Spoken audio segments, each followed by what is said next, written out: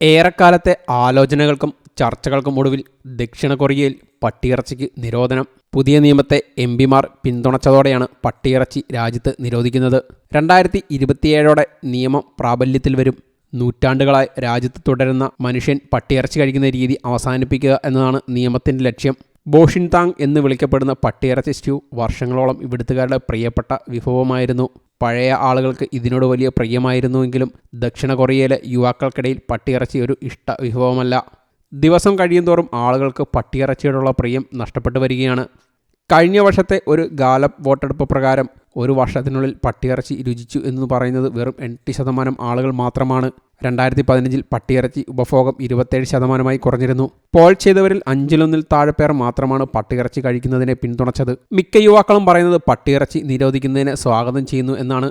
ഇന്ന് മിക്കവരും തങ്ങളുടെ വീട്ടിൽ നായ്ക്കളെ വളർത്താറുണ്ട്. അവരുടെ പ്രിയപ്പെട്ട പെറ്റാണ് നായ. അവ വീട്ടിലെ ഒരംഗത്തെ പോലെ തന്നെയാണ്. അങ്ങനെ നോക്കുമ്പോൾ നായകളെ കൊല്ലുന്നതും ഭക്ഷിക്കുന്നതും ശരിയല്ല എന്നാണ് ഇവരുടെ അഭിപ്രായം. നായ്ക്കളെ കശാപ്പ് ചെയ്യുന്നവർക്ക് 3 വർഷം തടവായിരിക്കും പുതിയ നിയമപ്രകാരമുള്ള ശിക്ഷ.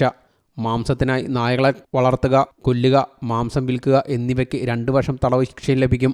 നിയമം നിലവിൽ വരിക 2027 അതിനു മുൻപായി 3 വർഷത്തിനുള്ളിൽ നായകളെ വളർത്തി വിൽക്കുന്ന ഫാർമേഴ്സിനും നായമാംസം വിൽക്കുന്ന റെസ്റ്റോറൻറ്റുകൾക്കും മറ്റും പുതിയ ജോലി കണ്ടെത്തണം. സർക്കാരിൻ്റെ കണക്കുകൾ പ്രകാരം ദക്ഷിണ കൊറിയയിൽ 2023 ഏകദേശം 1600 പട്ടിയിറച്ചി വിൽക്കുന്ന റെസ്റ്റോറൻറ്റുകളും 1150 നായ ഫാമുകളുമുണ്ട്. എങ്ങനെയാണ് തങ്ങളുടെ ബിസിനസ് ഘട്ടം ഘട്ടമായി അവസാനിപ്പിക്കുക എന്ന റിപ്പോർട്ടുകൾ ഇവർ പ്രാദേശിക അധികാരികൾക്ക് സമർപ്പിക്കേണ്ടതുണ്ട്. അതേസമയം നായ ഫാം ഉടമകളും റെസ്റ്റോറൻറ്റ് ഉടമകളും നിരോധനത്തെ എതിർത്തു. ഇപ്പോൾ തന്നെ യുവാക്കൾക്കിടയിൽ പട്ടിയിറച്ചിയോടുള്ള പ്രിയം കുറയുകയാണ്. കുറച്ച് കാലങ്ങൾക്കുള്ളിൽ തങ്ങളുടെ തലമുറ ഇല്ലാതാവും. അതോടെ പട്ടിയിറച്ചി ഉപഭോഗം കുറയും എന്നാണ് ഇവർ പറയുന്നത്. International desk, you talk.